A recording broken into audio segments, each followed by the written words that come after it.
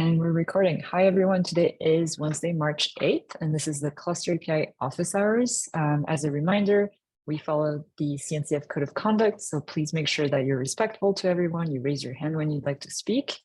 If you haven't joined us before, we usually do a little introduction at the beginning of the meeting, so we'll get to that in a second. In the meantime, if you have any agenda items, feel free to add them to the agenda under discussion topics. And if you'd like, you can put your name under the attendee list. That helps us keep track of who's attending these meetings and know how well the community health is doing.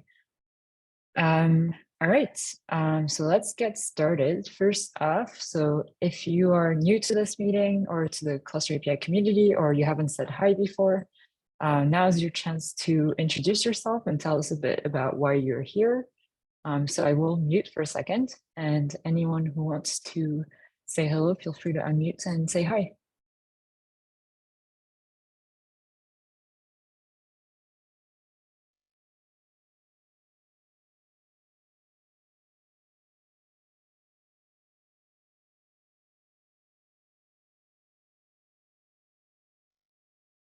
And I'm not seeing anyone unmuting or raising hand. I'm going to assume no one wants to speak up. All right, cool. Let's move on then. Check if you could please scroll down a little bit so I can see the agenda. Thank you. Awesome. I don't think we have any open proposals, but if I'm wrong, please raise your hand and we can get to that. But otherwise, let's get right into discussion topics. And we have a couple PSAs. And I think, Oscar, you have the first one. Go ahead. Thank you, Cecile. So on behalf of the release team, I would like to just give a small warning that next week on Tuesday, we will create the 1.4 release branch. And with that, we will also have a feature freeze for 1.4. So if you have anything that you would like to get into 1.4, it's urgent to get that merged as soon as possible. I will send some links in the chat if you would like to read more about the release cycle, etc. Thank you.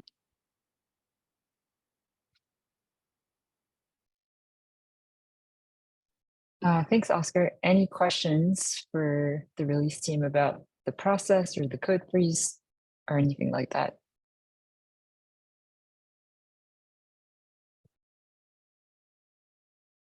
Mike, go ahead. Yeah, I have a PR that I just got a little bit of feedback on, but I'm trying to get in for this release. It's been taking a little bit of time to get a review on it. Is there a way that I can get help to, if I get those changes in today, to try to get it into this release? It's a pretty minor change. Is there someone that can help me get that, or should I just wait till potentially the next one as well? I'm not sure. I haven't contributed to Core CAPI before, so I'm not sure the turnaround time on things. I don't want to pressure anybody, but at the same time, I don't want to accidentally miss it just because I didn't ask. For sure, yeah. I think lots of people are probably running into the same thing as you, so that's a totally valid concern. I think we tend to have more contributors than reviewers, so reviewers are sometimes a little, over spread. So I think what you can do is try to get attention on your PR when it's ready, so that reviewers don't have to like keep checking back on it and see if you push the changes or not. And hopefully we can help you, especially if it's minor. Like I think smaller PRs are easier to review, so the smaller the better. If it's scoped down, and feel free to like tag whoever already reviewed it, or you can tag me or any other reviewer or approver in the owner's file, and we should be able to help. Okay, cool. I just wanted to make sure I didn't pressure somebody or that sort of thing, because I do know that everybody's super busy with these things. Totally. Yeah. Thanks for the and I see a few people volunteering to help in chat as well. So cool. Fabrizio, you had your hand up. Are you?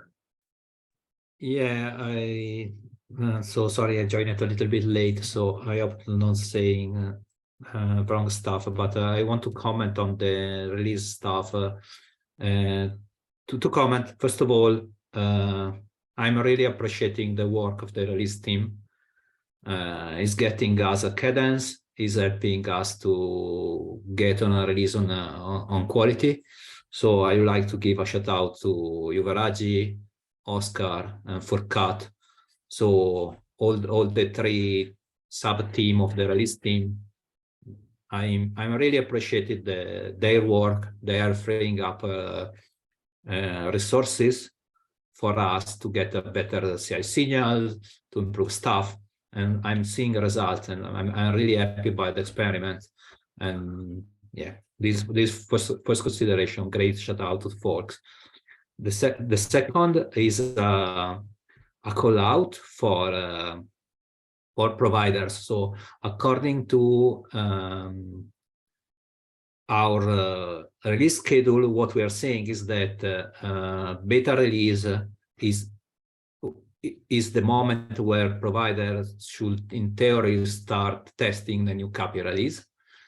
And this copy release really needs some attention. Just to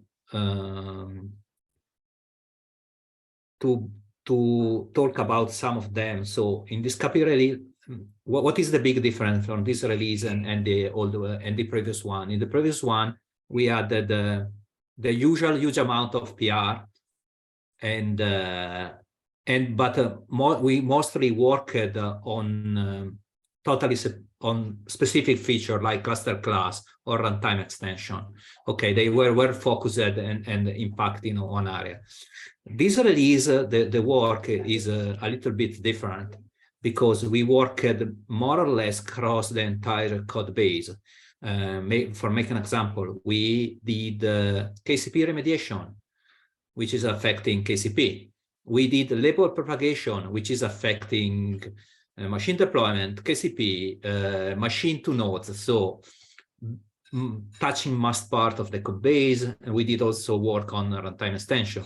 So I think that we have a good signal, all the PR that merged end-to-end test or end-to-end test in flight, etc., etc. But you know better than me, the evidence on details is on the details. So as soon as we get provider starting testing, more eyes we get, more feedback we get, the better the release will be. So yeah, this is a call out. This is especially important for this release. And thank you in advance for everyone who invest time on this.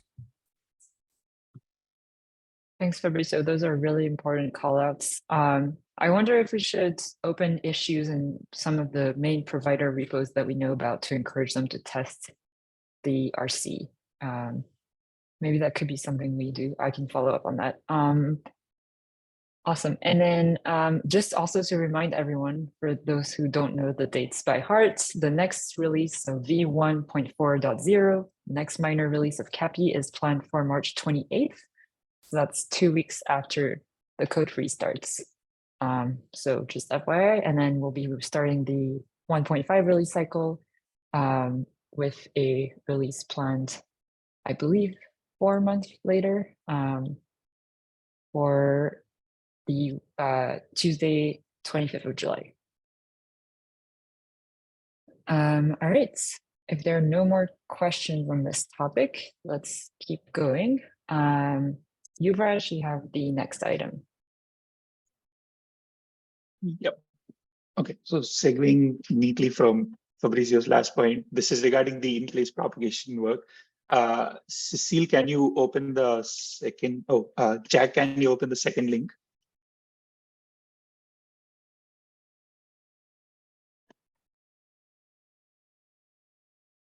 Thank you.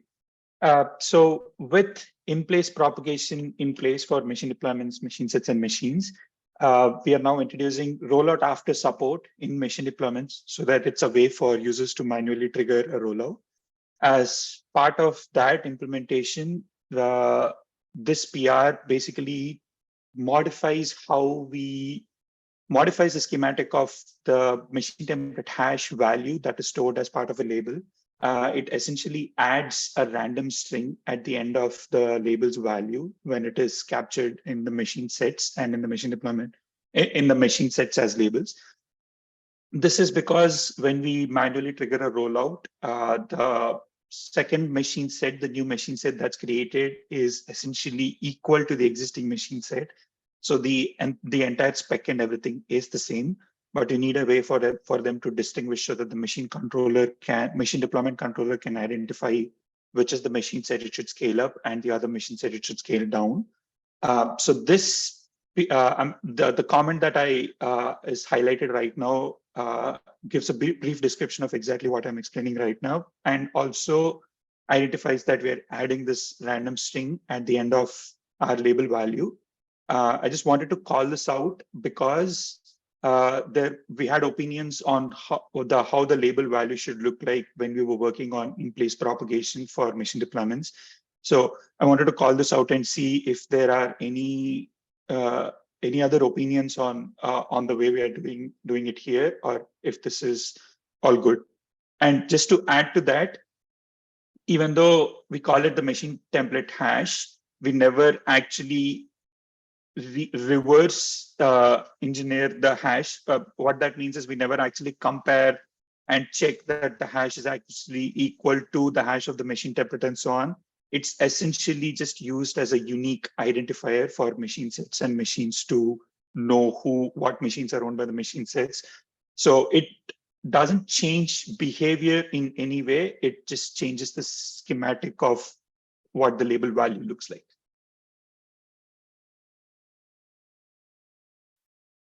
I wanted to just call out so that people can, folks who are interested can take a look at this and then comment if they have any thoughts. And again, just to loop around, this is important for us to get in because with in-place propagation, users cannot trigger a rollout on machine deployment by just changing an annotation anymore, because that would just in-place propagate and would not trigger a rollout. So this is important for users to be able to have so that they can manually trigger rollout on machine deployments. That's all I have. Thanks, Yuvraj. I owe you a review on this. We'll take a look today. Anyone have any questions on this PR?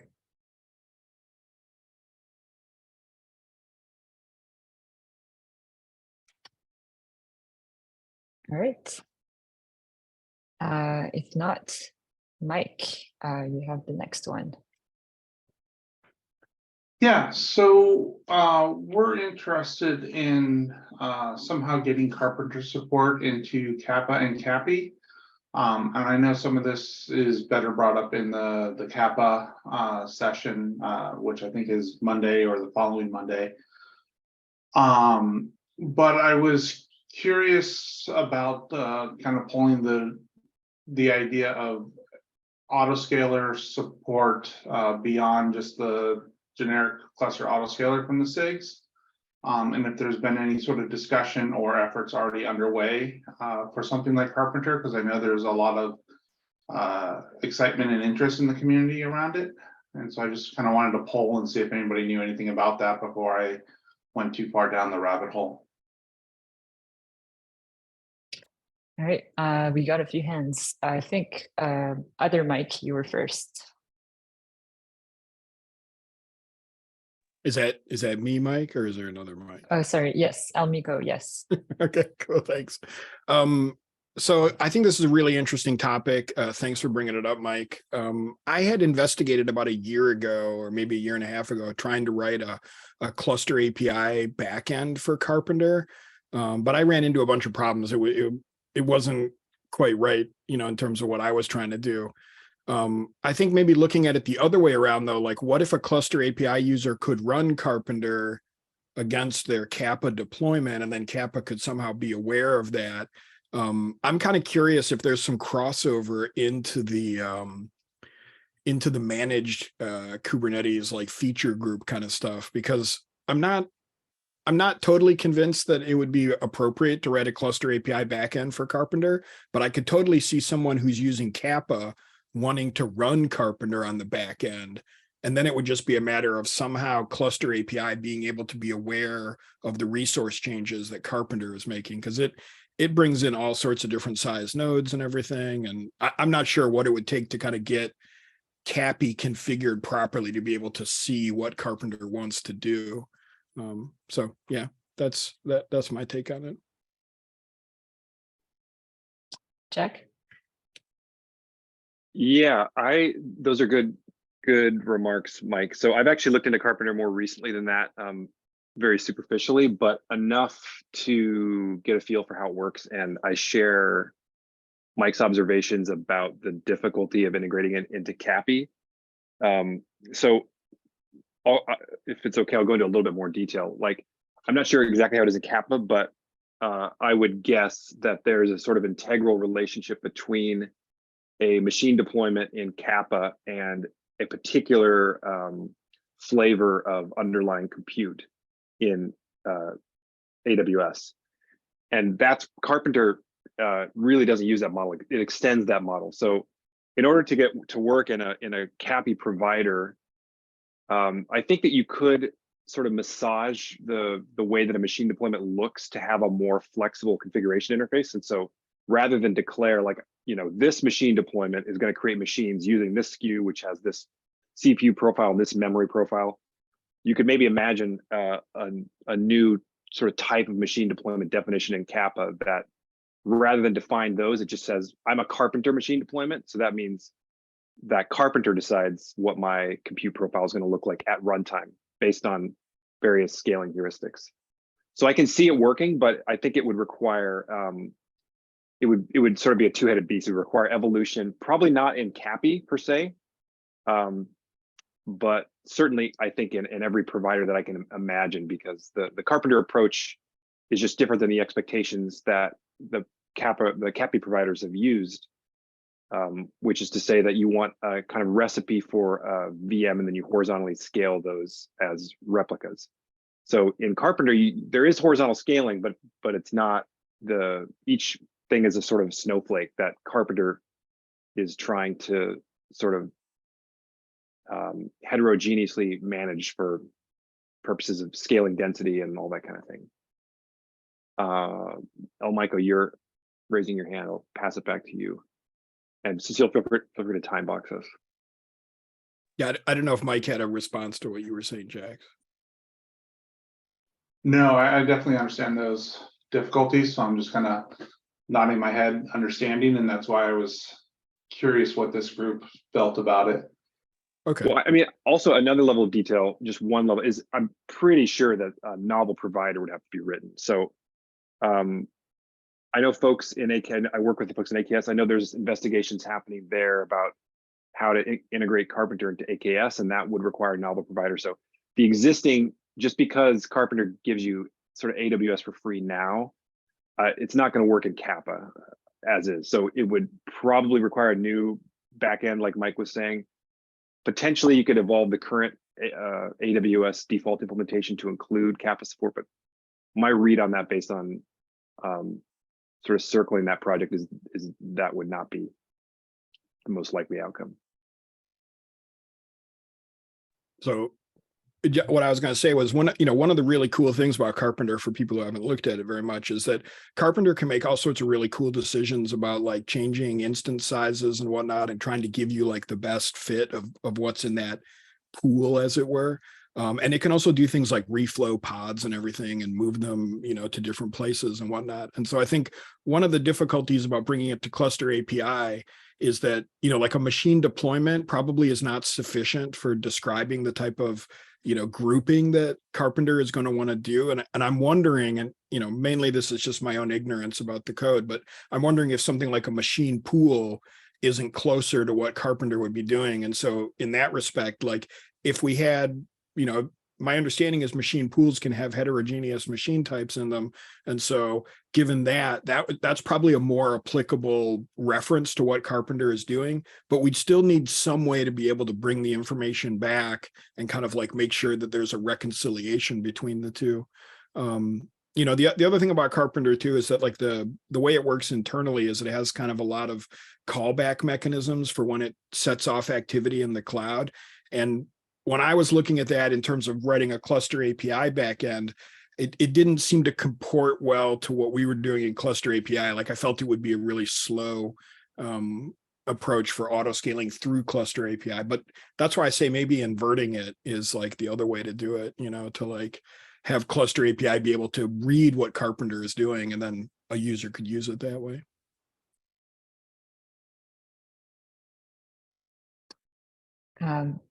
Mike? Yeah, my last question with it was just, I did see in Cap Z, there was the notion of the extra, you know, an external autoscaler, because of with AKS, the external autoscaler. Does anything like that play into it as we talk about the machine pool aspect of it, or is that more only work with the traditional autoscaler, just out of curiosity? Because I know with Cap Z, it basically the external autoscaler manages any of those machine pools, however, and it just kind of goes. I can answer that question, or go ahead, Amico. No, go ahead.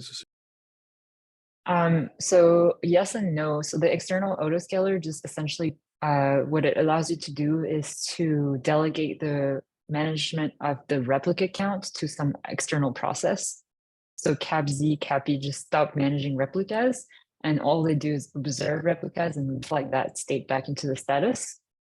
So the replica count is no longer driven by the machine pool spec, it's driven by some external thing, which could be the Azure autoscaling feature, it could be some other autoscaler you're using, it could be the Azure cluster autoscaler, anything like that. I don't know that it would just work out of the box with Carpenter because of that different VM size, different node pool types, like concept of just adding new nodes versus just scaling up an existing pool of nodes. Okay. And I think what Mike was saying about having heterogeneous instances inside machine pools, that's not totally true today in CAPI at least. Like in, I think, I don't know about Kappa, but CapZ does have like one VM size per machine pool or per Azure machine pool. Even though there is like support for heterogeneous VMSS in Azure. So Azure supports it, but CAPI right now only does like one per instance type. And I see new hands coming up. I'm not sure who was first. I think potentially Jack. Yeah, so just a quick response to your comment about the sort of passive external autoscalers, Cecile. In fact, I think something like that could work. It would just be very clumsy if you simply enabled the current, your current like machine deployment configuration spec to sort of wrongly reflect data that is actually no longer under the enforcement of CAPI altogether. So I bet you could prototype something super quickly, which essentially short circuits all the machine deployment reconciliation and simply calls Carpenter or calls some other source of authority that says how many machines are in this machine deployment right now and just update. But the point is that the machine deployment definition right now assumes that every machine can be generally like sort of expressed with a single recipe, and then the replica count just says how many of those there are. Whereas in fact, in Carpenter, every machine is going to have a slightly different profile. So you could probably prototype it and have the machine deployment spec be misleading just to sort of test out if it works. But an actual solution would have to totally redefine, I think, the actual way that these machine deployment metadata declarations work so that it can properly express like every machine in this machine deployment is different in this way. Elmico? I mean, yeah, +1 to what you're saying, Jack. I wholeheartedly agree. I think like the biggest hurdle for us is going to be that, and really one of the most powerful things about Carpenter is this notion of like heterogeneous node pools, right? So like Carpenter is awesome because it can do all these really cool calculations about, you know, it has AWS's inventory of machines to pick from. And so it can like pick the appropriate ones to fit like the workload you're doing. But I think that's a concept that we would have to kind of like accept in some ways. And I think everything Jack said is absolutely right. Awesome. I'm going to wrap this discussion just in the interest of time.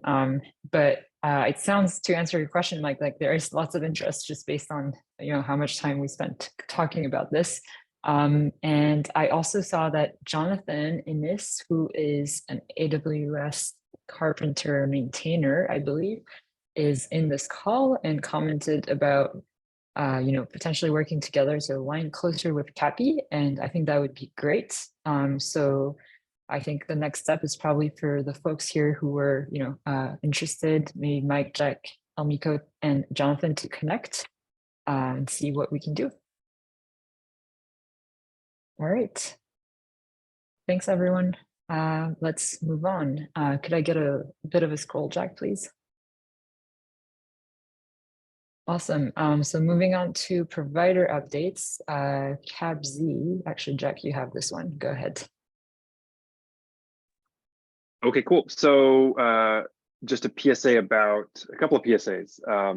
180 is this uppercase V is driving my OCD wild, so I gotta correct that. This is on track for release today, so we're really excited about this. This is a pretty big release. The key thing is that we're graduating managed Kubernetes from experimental. So grab your 1.80 bits soon and test them out in your staging environments if you're using AKS with CAPZ. So we'll have more details in the release notes about that. And then also worth shouting out that Cecile has done a ton of work to transfer all of our reference and test templates to use the out-of-tree cloud provider by default. So we're still going to be testing the in-tree for legacy Kubernetes scenarios. If you don't know what I'm talking about, feel free to just hit me up on Slack and I can explain. But this is something that I think all providers should be doing. So I wanted to kind of nudge other provider maintainers. If you're going through this process yourself, please reach out to us. We'd be happy to share our experiences. But we feel really great that we're finally getting this out as the default for our users.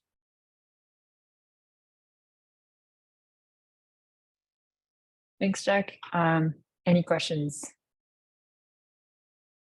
All right. Jonathan Tong, I believe you have the Helm chart update or Helm provider updates. Yeah, I just wanted to follow up a bit more about the CapH image publishing. So I got the staging repo set up and I still have a testing for PR for the actual job, but that should be good to go as well. So I cut a release tag with, yeah, we have two Jonathans now. We have a 0.1.0 release or 0.1.0 alpha.0 release tag I just cut so we could try to publish an image and see what happens. So I'm really excited to get that out to users because that means you'll be able to test it out without having to use the whole tilt setup. So they'll be one step closer to getting it in the hands of users.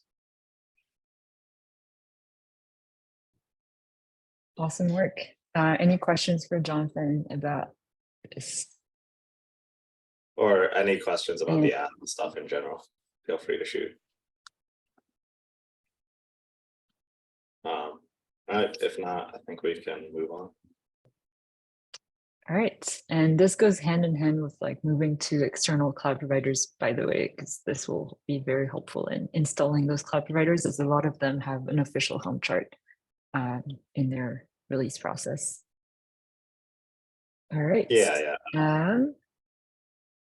Last section, feature group updates. We just have one for managed Kubernetes. Go ahead, Jack. Cool, real quick, just another reminder that we've got a 9 a.m. slot in this Zoom, and we are at the part of the draft proposal doc where we're talking about defining a new cluster API CRD that wouldn't include a control plane as a requirement. So you can come for the managed Kubernetes, stay for the cluster API controversy. We're going to be talking about all kinds of controversial topics. But you don't have to come to that. You can also just contribute in the doc. That's it. Awesome, thanks. All right, any last minute questions, concerns, comments, shout outs, intros? Now's your chance.